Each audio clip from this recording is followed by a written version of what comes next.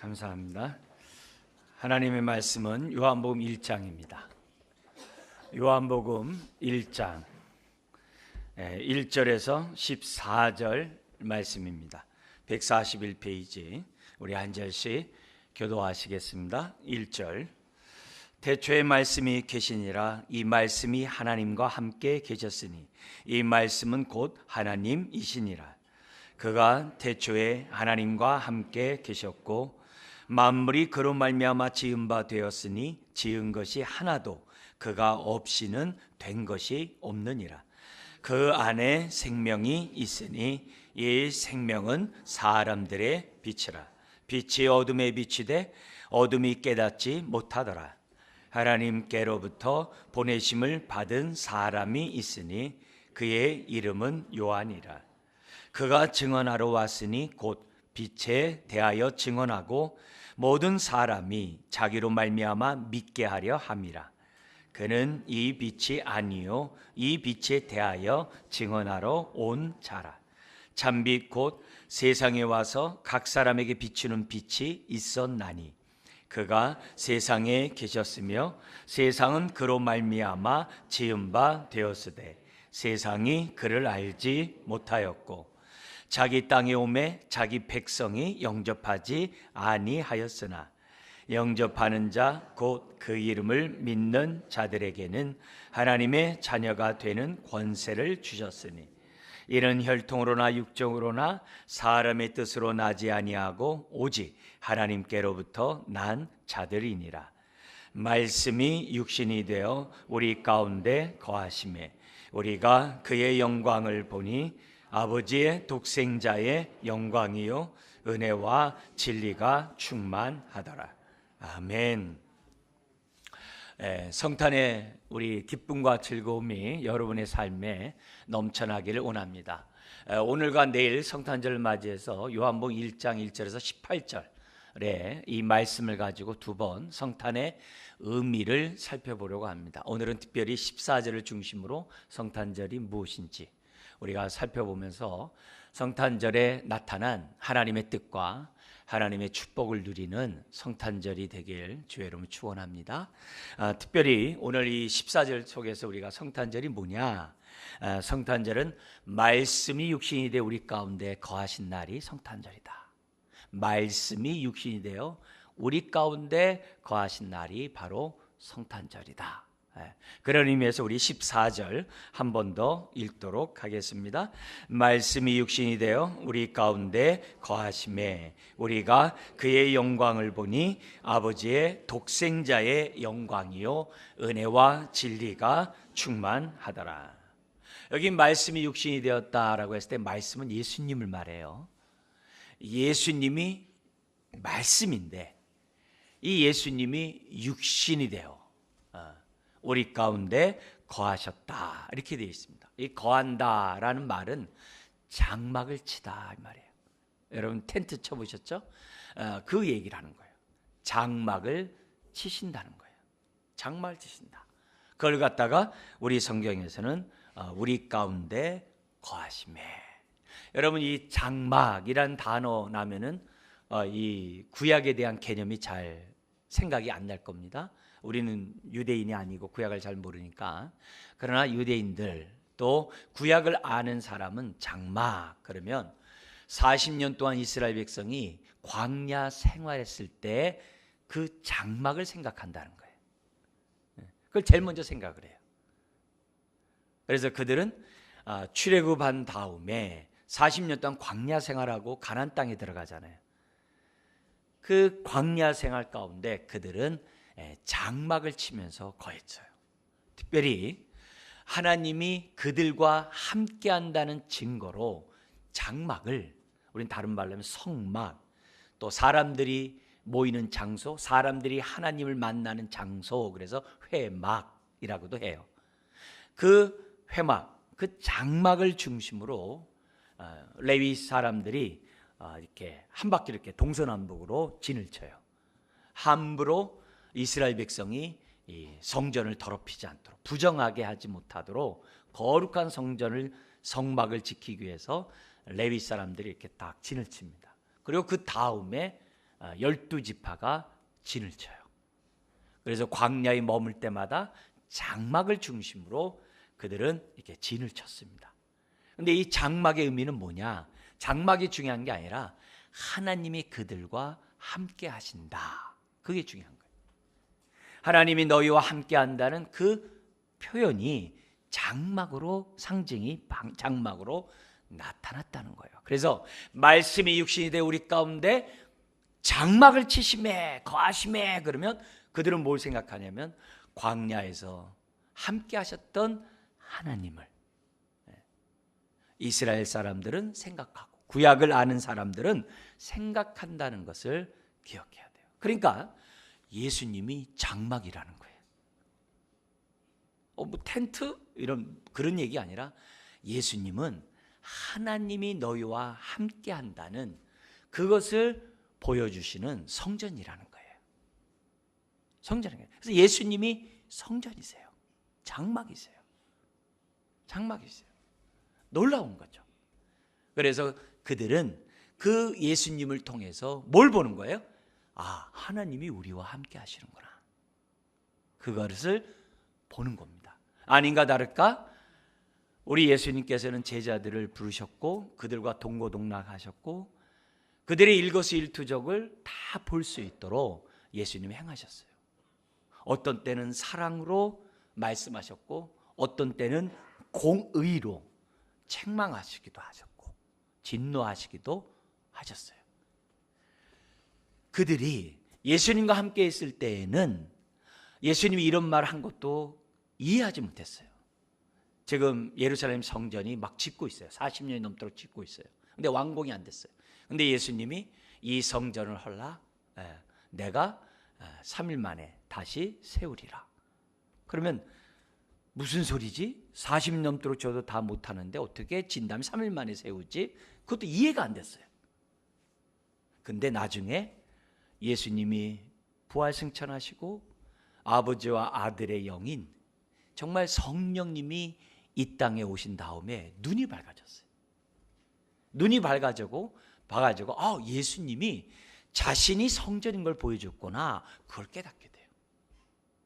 그걸 깨닫게 돼요.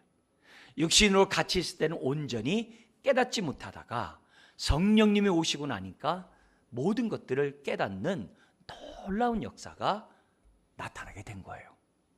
그래서 제자들은 예수님과 함께 있을 때는 그렇게 눈이 밝지 않았어요. 성령이 임하시기까지는. 예수님이 말씀하고 예수님이 다 했는데도 좋은 말씀, 정말 구약에서 예언한 그 메시아가 아닌가?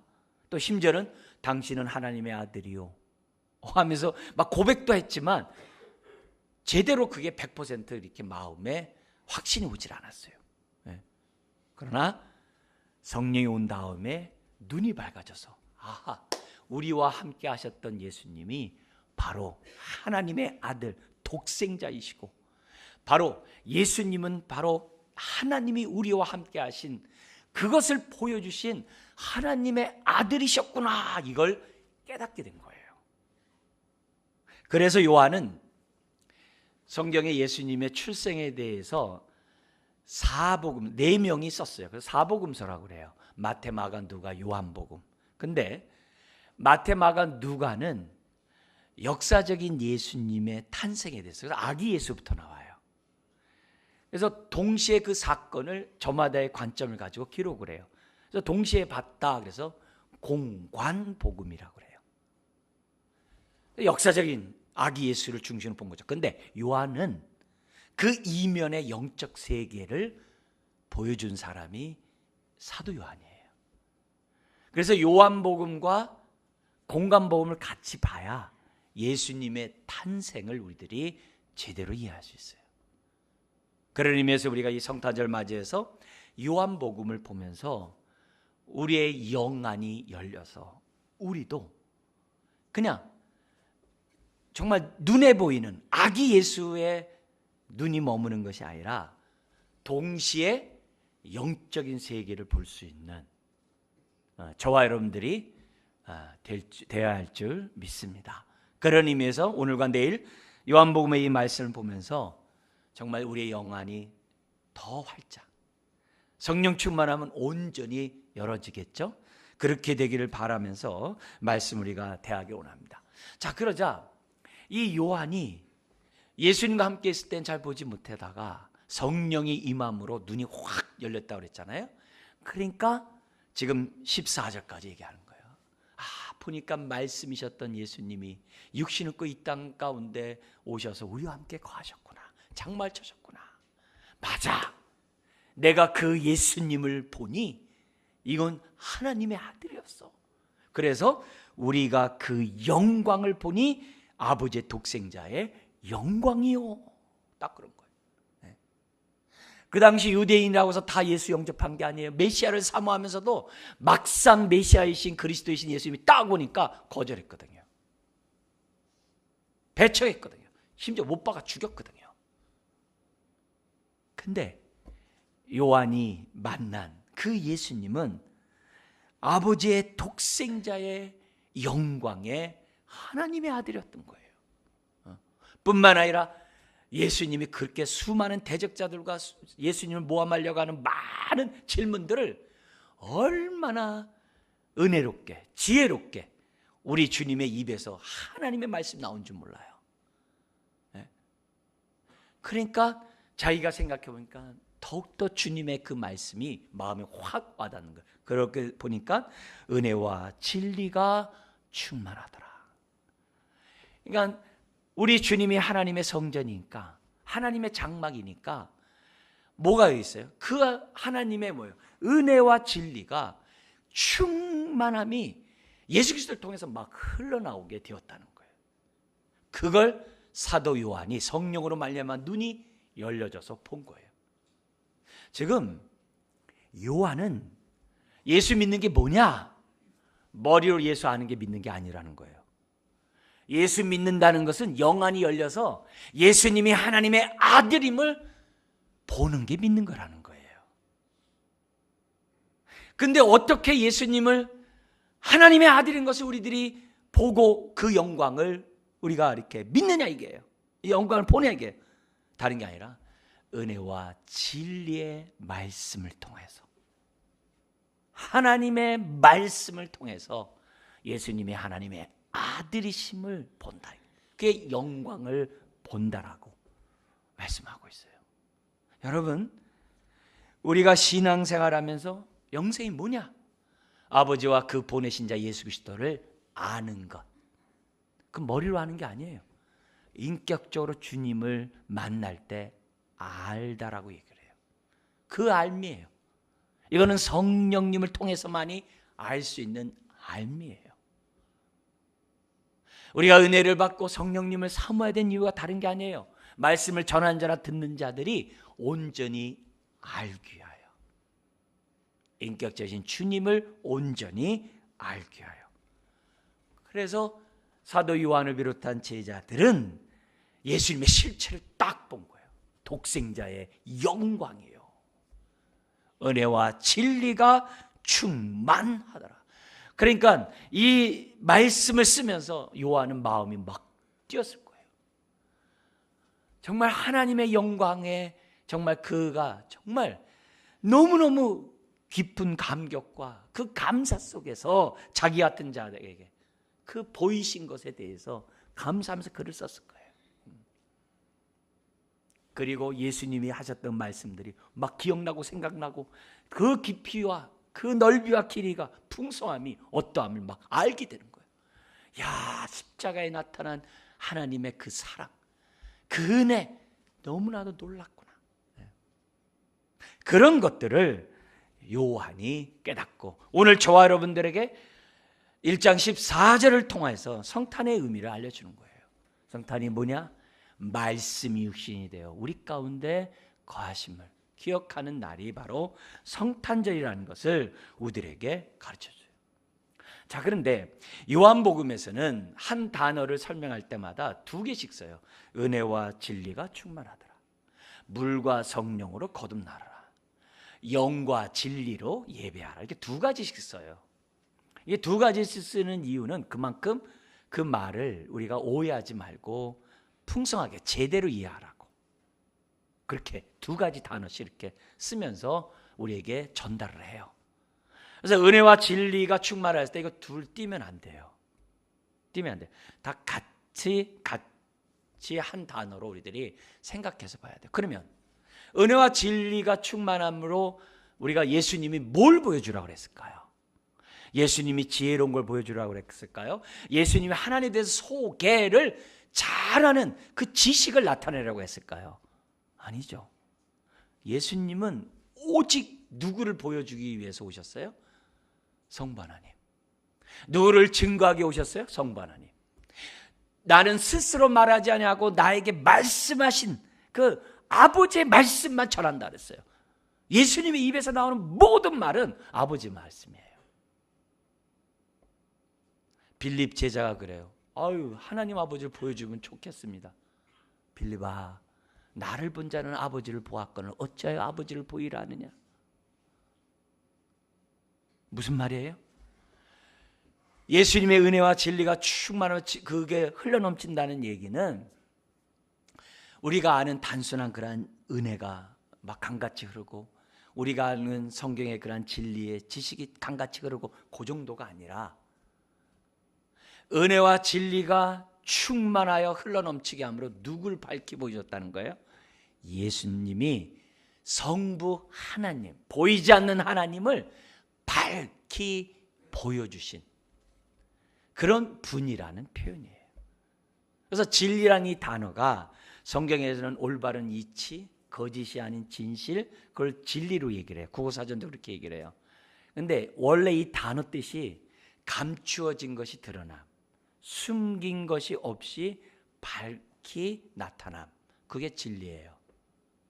그래서 구약에 감추어졌던 메시아에 대한 하나님의 아들에 대한 구원에 대한 진리가 예언되었어요. 그 예언이 드디어 때가 되매 밝히 드러났어요. 그 밝히 드러나게 하신 분이 누구예요? 예수님. 그래서 예수님 뭐라 그래요? 나는 길이요 진리요 생명이니라.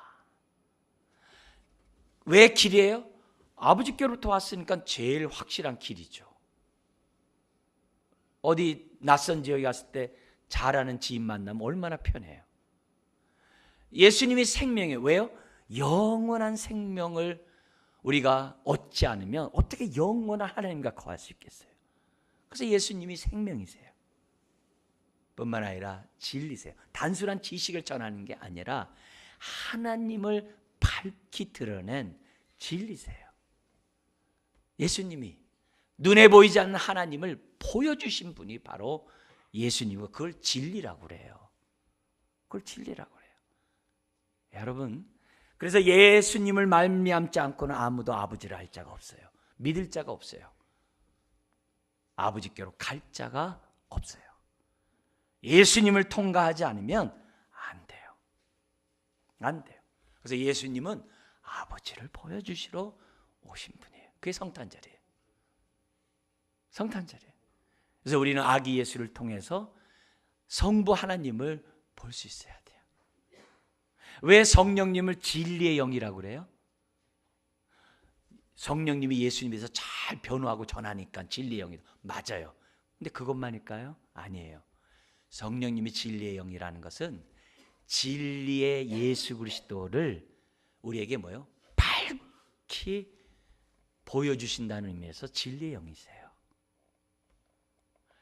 진리의 영이 참된 이치의 영, 그것만 얘기하는 게 아니에요. 거짓이 아닌 실상의 영, 그것만 얘기하는 게 아니에요. 예수님을 100% 보여주실 수 있는 분이 성령님이에요. 하나님을 100% 보여줄 수 있는 분이 누구예요? 예수님. 아멘. 그래서 사도 요한이 예수님을 딱 보자마자 말씀이 육신되 우리 가운데 장막을 치매 우리가 그 영광을 보니 아버지의 독생자의 영광이요. 그 다음에 뭐 어떻게 돼요? 독생자의 영광이니까 은혜와 진리가 충만함으로 아버지를 우리에게 밝히 보여주시면 그게 이제 1장 18절에서 다시 반복해요. 우리 내일 우리가 좀 더 그것을 보도록 하겠습니다. 결국 성탄절은 하나님을 보여주시기 위해 이 땅에 오신 날이 바로 성탄절이라는 사실을 우리는 기억해야 됩니다. 자, 그런데 우리가 이 예수님이 이 땅에 아기로 태어날 때 처음 태어난 분이 아니라는 거예요. 아기 예수로 오셨다고 해가지고 이때 예수님이 처음 역사 속에 등장했구나, 그게 아니라는 거예요. 그거 아니라는 것이 1절에서부터 보여준 겁니다. 특히 1장 1절이 그것을 보여주고 있어요. 자, 1절의 말씀을 우리 같이 한번 읽겠습니다. 태초에 말씀이 계시니라. 이 말씀이 하나님과 함께 계셨으니 이 말씀은 곧 하나님이시니라. 그럼 여기 이 말씀은 누굴 말해요? 육신이 된 예수 그리스도. 아멘. 네. 태초에 말씀이 계셔. 요한은 예수님을 막 증명하려고 하질 않아요. 1절서부터 아예 선포해버려요. 예수님 누구냐? 말씀인데 태초부터 계셨어. 딱 그래요. 여기 계시다 이 말이 존재한다 이 말이에요. 태초부터 존재하셨어. 그냥 어떻게 태어나셨대? 어떻게 생겨나셨대? 어떻게 되셨대? 이게 아니에요. 그냥 처음부터 존재하셨다는 거예요.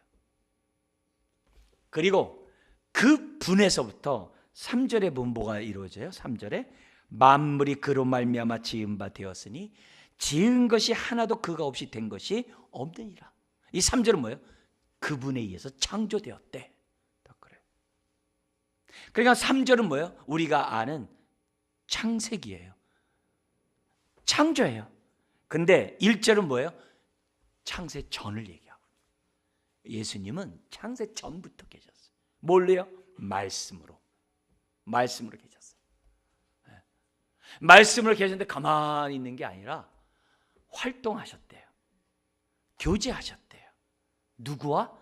성부 하나님과. 그래서 두 번째 얘기가 그거예요. 이 말씀이 하나님과 함께 계셨으니. 여기 함께라는 얘기가 그냥 옆에서 우리 함께 앉아서 있다 이런 함께가 아니에요. 긴밀하게 인격적인 교제를 나눈다의 함께예요. 이 말씀이 태초부터 존재했는데 가만히 있는 게 아니라 성부 하나님과 친밀한 교제 속에 함께 하셨다의 함께예요. 함께 하셔서 뭐 하시겠어요? 어떻게 이 세상을 구원하고 어떻게 앞으로 이 세상이 어떻게 영화로운 그런 하나님의 임재가 충만한 이런 세상이 될 것인가부터 시작해서 많은 얘기들을 나누셨겠죠. 근데 또 하나 있어요. 이 말씀이 뭐라고 그래요? 하나님이시래요. 이게 제일 중요한 얘기예요. 여러분, 이 말씀이 곧 하나님이래요. 아니, 성부 하나님만 하나님이지 무슨 예수님이 하나님이셔? 그렇게 논리적으로 생각하지 마시고 지금 뭐예요? 사도 요한을 통해서 분명히 얘기해요. 예수님이 누구라고요? 하나님이시다. 예수님이 하나님이시다. 말씀이 인격체일 뿐만 아니라 그분이 하나님이에요. 이게 우리한테 정말 너무나도 놀라운 복음이에요. 왜 기쁜 소식일까요? 예수님이 하나님이라는 게, 여러분, 하나님을 만나려면요, 하나님을 통하지 않으면 못 만나요. 우리가 죄 사함을 받고, 그리고 내가 하나님으로부터 의롭다함을 받고 하나님의 자녀가 되고 영생을 얻는 것, 하나님을 통하지 않으면, 하나님 안에 있으면 아무도 못해요. 아무도 얻을 수가 없어요.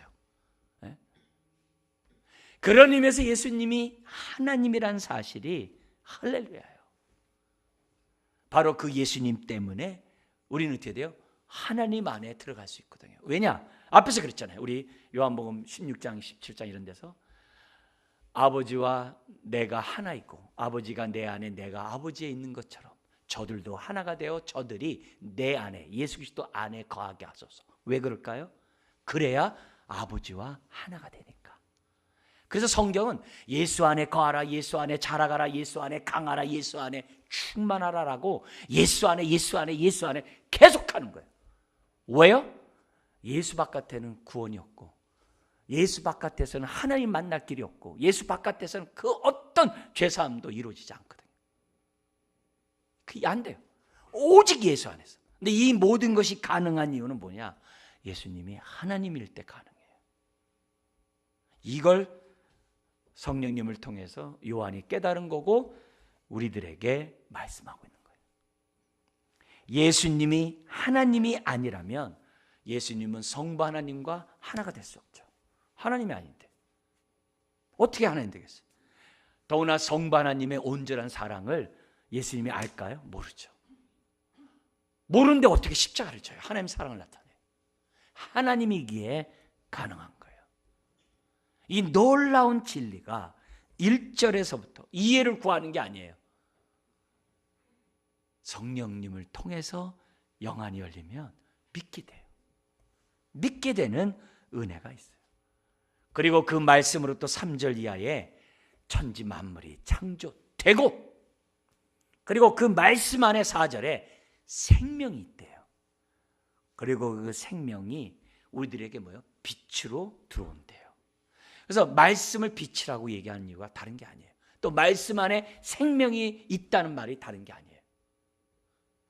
우리 주님이 이런 얘기를 했어요.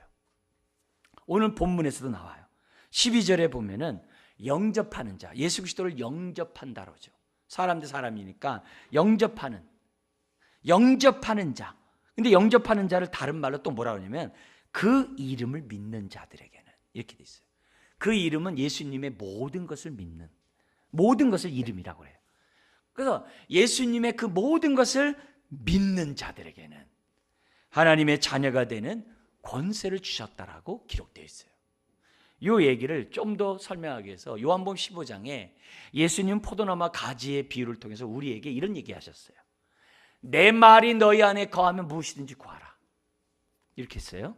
내 말이 너희 안에 거하면 무엇이든지. 근데 그 바로 앞에 내가 너희 안에 거하면 무엇이든지 구하라고 똑같은 말을 2번씩이나 쓰는데, 한 번은 내가 너희 안에 거하면 무엇이든지 구하라, 한 번은 내 말이 너희 안에 거하면 무엇인지 구하라 그래요.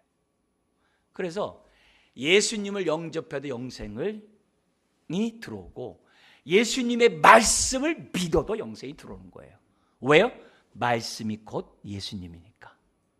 그 얘기를 지금 사도 요한이 우리들에게 말씀하고 있어요. 그래서 내가 예수님 믿습니다, 나는 예수님의 말씀을 믿습니다, 같은 얘기예요.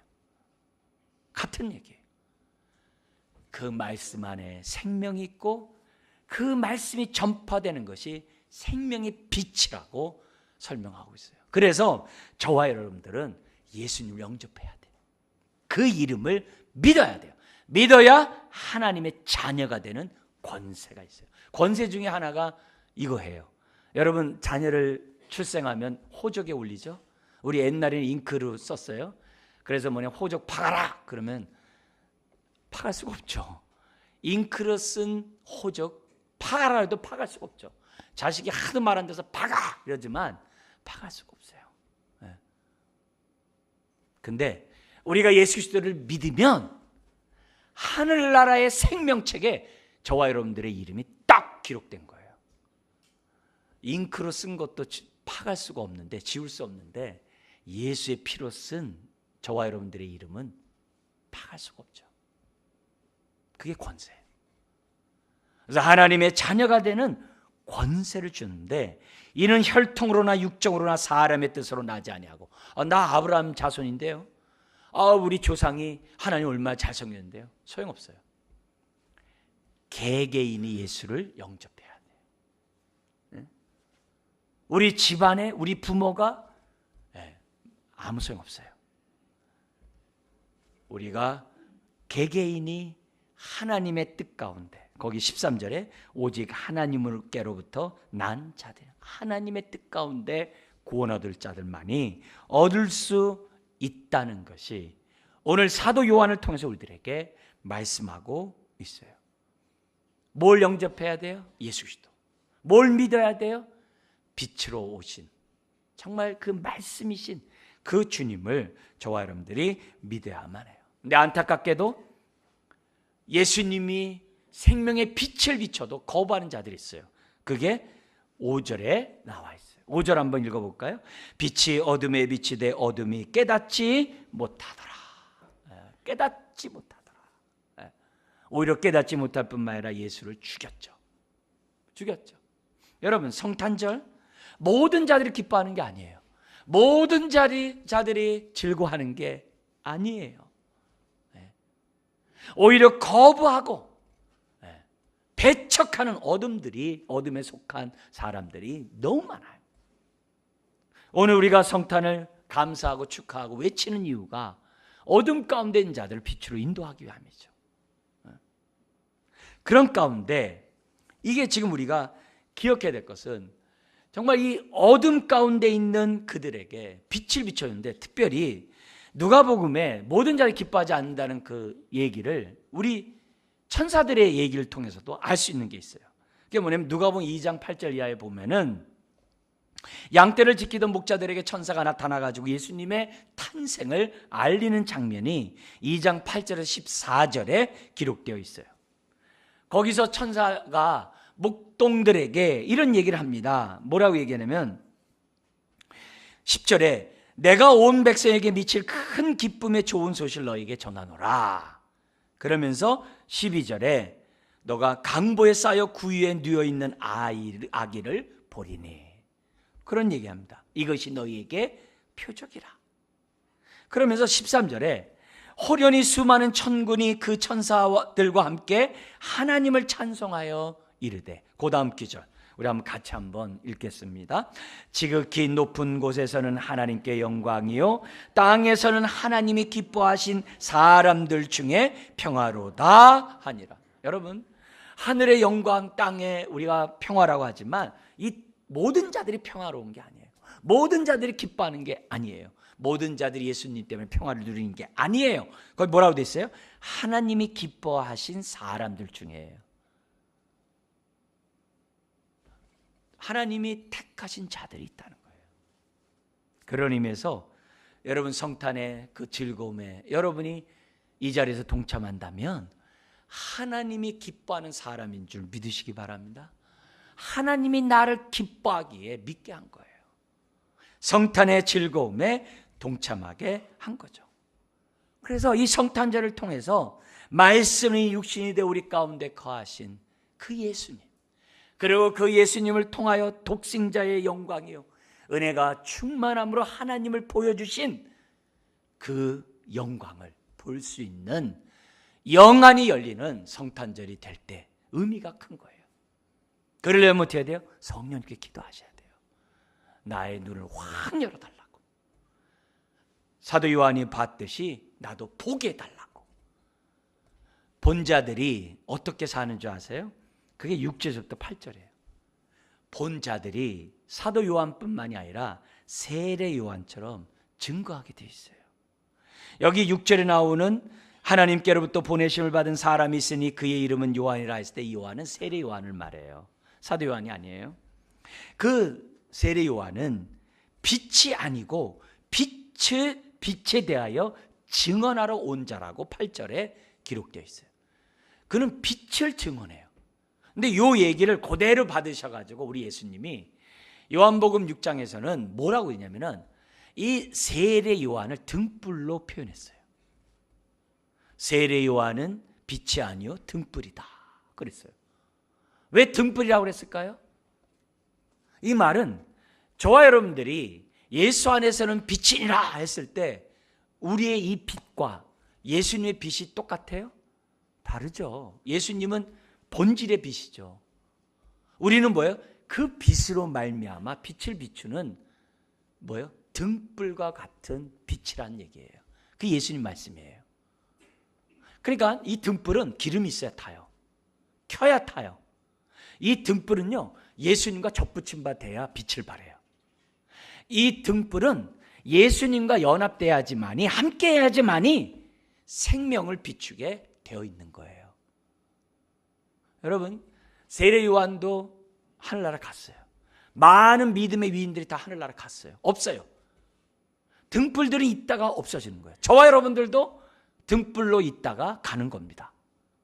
근데 변하지 않고 빛나는 빛이 있으니 예수님의 생명의 빛이 있는 거예요. 근데 그 생명의 빛이 어디 안에? 예수 안에. 다른 말로 하면은 말씀 안에. 그래서 오늘도 말씀을 듣고 아멘함으로 주여 하나님 말씀을 들을 때 내 마음에 비춰주셔서 나에게 생명의 빛이 들어오셔서 내 안에 있는 어둠들을 몰아내 주십시오. 내 안에 있는 죄악들을 씻어 주십시오. 내 안에 숨겨놓은 나의 죄성들을 잘라버려 주십시오 하면서 우리가 말씀을 듣는 거예요. 그게 시편 19편과 119편이에요. 그 얘기예요. 말씀을 들을 때 그냥 듣는 게 아니라 주여 은혜와 진리가 충만한 말씀으로 받아들이게 하여 주옵소서. 이처럼 우리의 눈을 밝게 하는 것이 바로 성탄의 의미라는 사실을 기억하고, 주님, 내가 그 빛을 받았으니 나도 세례요한처럼 빛을 비추기 원합니다. 근데 계속 비추려면 어떻게 해야 돼요? 슬기로운 다섯 처녀처럼 주님과 접붙임 받아야 돼요. 계속 주님과 함께하고, 예배도 함께하는 것이고, 말씀과 기도하는 것도 함께하는 것이고, 순종하는 것도 함께하는 것이고, 계속 함께하실 때 우리에게 뭐예요? 빛이 드러나는 거예요. 그 빛이 드러날 때 내 안을 밝히고 나도 사는 거예요. 사랑하는 성도 여러분, 성탄절이 뭡니까? 말씀이 육신이 되어 우리 가운데 함께 하심을 우리들이 기억하고 감사하는 날이 성탄절입니다.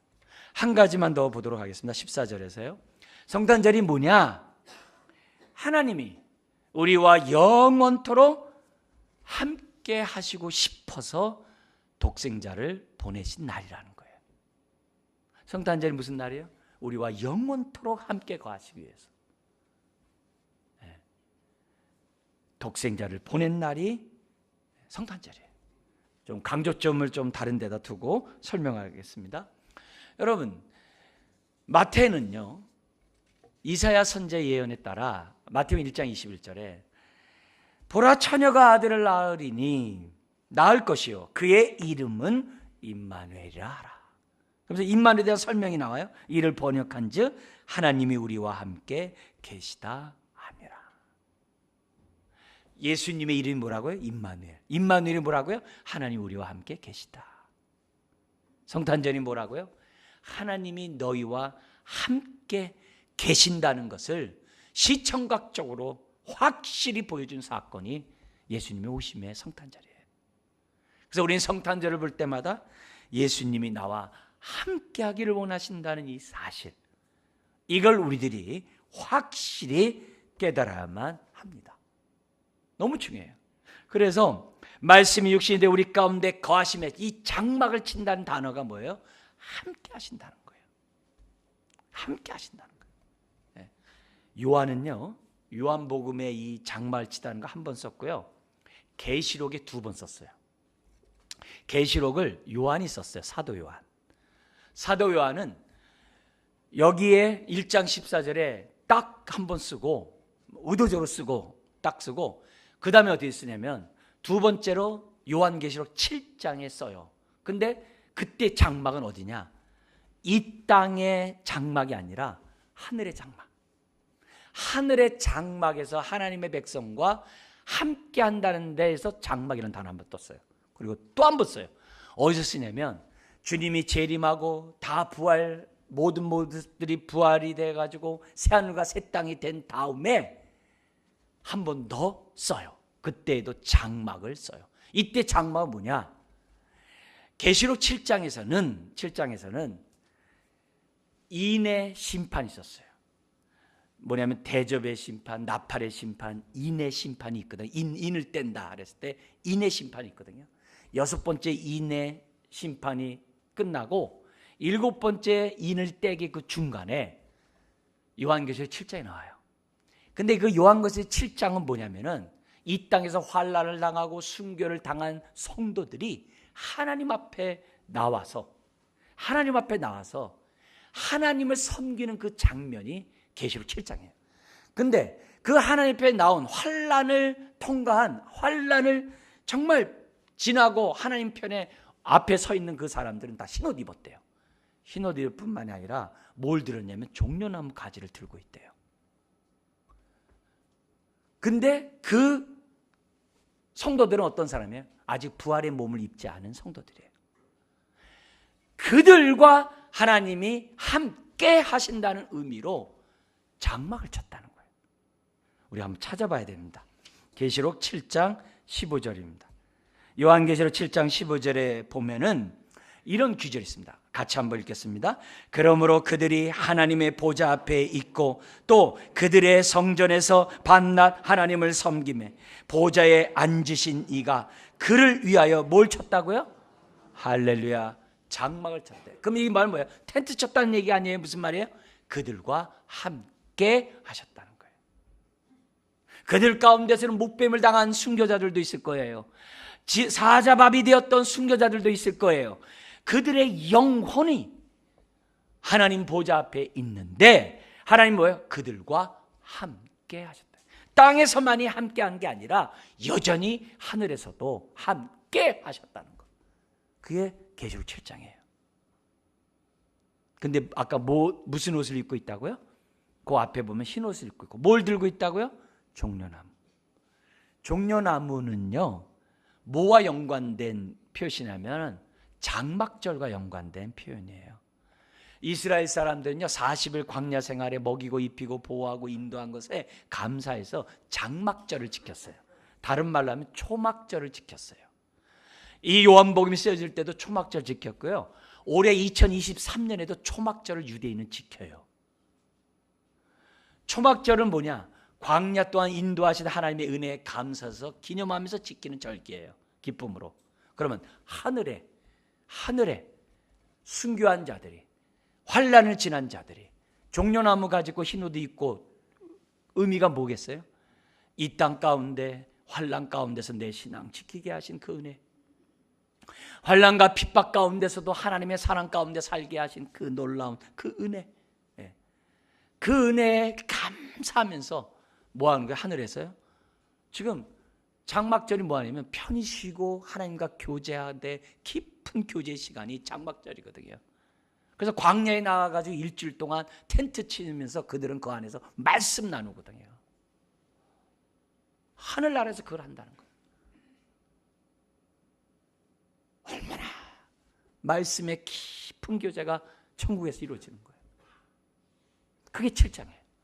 근데 요한은 한 번 더 썼다 그랬어요. 어디예요? 마지막. 거기도 한번 볼까요? 계시록 21장 3절이에요. 21장 3절에 세 번째 썼어요. 이때는 뭐냐? 주님이 재림하셔가지고 세상 모든 악을 다 없애버리고 새하늘과 새 땅이 되게 하고 영원토록 구원받은 하나님의 자녀와 저와 여러분들과 함께한다는 의미의 장막이 나와요. 그게 계시록 21장 3절이에요. 같이 한번 우리 읽겠습니다. 내가 들으니 보좌에서 큰 음성이 나서 이르되 보라 하나님의 장막이 사람들과 함께 있음에 하나님이 그들과 함께 계시리니 그들은 하나님의 백성이 되고 하나님은 친히 그들과 함께 계셔서. 장막 치는 게 중요한 게 아니라 함께가 중요해요. 임마누엘, 그게 중요해요. 여러분, 우리는 먼저 하늘나라 간 사람이 아우 안타까워 이럴 때가 있어요. 좀 더 사셨으면 얼마나 좋을까. 그건 육의 생각이죠. 먼저 죽은 사람은 우리를 보고 아이고 저들 언제 여기 좋은 데 오나 이럴 거예요. 그때는 내가 눈으로만 봤던 그 주님을 내가 영으로 주님을 보고 있는데 얼마나 기쁘겠어요. 이 땅에 함께할 때보다 더 친밀하게 함께하는데 얼마나 기쁘겠어요. 차원이 달라요. 그래서 예수 믿고 먼저 하늘나라에 간 사람을 부러워하는 우리가 돼야지 안 됐네 하면 안 돼요. 안 됐네 하면 안 돼요. 의도적으로 못뱀을 당하고 순교하면서 죽었던 그들이 그 7장에서 흰옷을 입고 종려나무 가지를 들고 있는 거예요. 그걸 초대교회 성도들이 다 보는 거예요. 순교한 자들이 얼마나 영광스러운 죽음이고 영광스러운 축복을 누리는지를 보게 한 거예요. 결국은 마지막에 요한계시로 어떻게 끝나요? 하나님이 우리와 영원토록 함께 하신다는 것으로 끝나는 것이 계시록인 줄 믿습니다. 그럼 예수님은 어떤 분이세요? 이 땅의 장막으로 오셨어요. 다른 말로 하면 이 땅의 성전으로 오셨어요. 성전으로 오셔서 어떤 일을 하셨어요? 가장 기본적인 게 세 가지예요. 하나는 하나님이 거하시는 곳이 성전이에요. 그래서 예수님을 통해서 사람들은 하나님을 보게 하는 게 첫 번째예요. 그 다음에 두 번째가 뭐냐면요, 그 하나님의 성전 안에 바깥들이 있고요, 성소가 있고요, 지성소가 있어요. 구약의 그 성전이. 근데 그 지성소 안에 십계명을 집어넣은 법궤가 있어요. 그 뚜껑이 있어요. 그리고 거기에 천사 둘이 쫙 영광의 빛을 발하고 있어요. 근데 그 뚜껑을 뭐라고 그러냐면은 시은좌, 은혜의 좌소라고, 은혜의 자리라고 기록되어 있어요. 무슨 말이에요? 성전에서는 뭐가 나오는 거예요? 끊임없이 은혜와 진리가 충만하게 흘러나온다는 말이에요. 그러면 여러분 뭘 생각해야 돼요? 성전 안에, 지성소 안에서 은혜의 자리에서 은혜가 막 흘러넘친다는 그 얘기는 지금 뭘 우리가 연상할 수 있어요? 1장 14절 연상하는 거예요. 말씀이 육시되 우리 가운데 거하심에 우리가 그의 영광을 보니, 아버지의 독생자의 영광이 은혜와 진리가 충만하다. 어디서 본 거예요? 지성소에서 본 거예요. 예수님을 지성소에서 본 거예요. 성전이 뭐 하는 곳이에요? 하나님이 거하는 곳이에요. 또 뭐 하는 곳이에요? 은혜를 베푸는 곳이에요. 하나 더 있어요. 은혜를 베풀 때 어떤 은혜요? 우리의 모든 죄를 다 사하시는, 우리의 죄를 다 해결하시는 곳이 바로 성전인 줄 믿습니다. 그래서 예수님이 우리의 죄를 대신 짊어지기 위해서 이 땅에 오셔서 죽으신 거예요. 왜요? 하나님의 지성소에서 하나님의 은혜 안에서 하나님과 함께 거하도록 그걸 방해하는 죄를 다 없애버린 거예요. 그래서 예수님이 성탄절 왜 오신 거예요? 죽으시기 위해서 오신 거예요. 우리의 죄를 도말하시러 오신 거예요. 그게 바로 성탄의 의미인 거예요. 그러니까 결국 오늘 우리가 이 두 번째 성탄절을 통해서 기억해야 될 것은, 하나님은 우리와 함께 하시길 그렇게 원하시는구나. 그래서 독생자까지 보내주실 뿐만 아니라 우리와 함께하는 방해하는 죄까지 다 제거하셨구나. 그리고 영원토록 썩지 않는 몸을 갖도록 하기 위해서 우리로 하여금 부활하게 하시는구나. 우리 이 세상을 새하늘과 새 땅이 되도록 확 바꿔버리시는구나. 뭐 하려고요? 함께 하시려. 이걸 우리가 성탄의 즐거움 속에 저와 여러분들이 경험해야 될 줄 믿습니다. 말씀을 마치겠습니다. 여러분, 우리가 말씀의 육신이 되어 우리 가운데 정말 거하신 그 은혜에 감사하는 성탄절이 되어야 될 줄 믿습니다. 그러려면 더욱더 우리가 어떻게 돼요? 성령님, 내 눈을 열어 그 영광을 보게 해주십시오.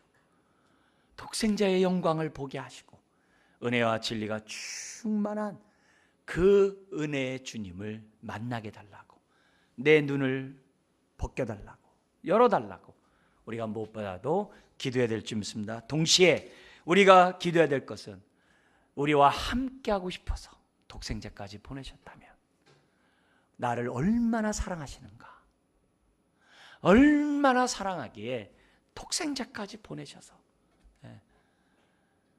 정말 이와 같은 은혜를 베푸시는가 생각한다면 저와 여러분들이 그럼 뭐 하게 있어요? 주님과 함께하는 믿음의 행보를 해야 되겠죠. 어떤 게 믿음의 행보예요? 하나님을 더욱더 알아가고자 하고, 이처럼 예배를 사모하고 말씀과 기도 가운데 살고자 하고 순종 가운데 하나님의 뜻을 드러내고자 하는 그런 삶을 살아가는 것, 그것이 오늘 성탄절을 맞이하는 저와 여러분들이 가져야 되는 믿음의 태도인 줄 믿습니다. 여러분 함께 하십시오. 함께의 축복은 주님이 우리를 보호하세요. 그리고 우리를 먹여주세요. 부족함이 없게 해주세요. 그리고 우리를 인도하세요. 이런 축복이 온전히 나타나기를 주의 이름으로 축원합니다. 기도하겠습니다. 하나님 아버지, 오늘도 우리가 이 땅의 장막에 거하게 함으로 하늘의 장막에 들어가게 하시니 감사합니다. 영원한 장막에 들어가 하나님과 함께하는 축복을 예수님을 통하여 우리로 하여금 얻고 누리게 하시니 감사합니다.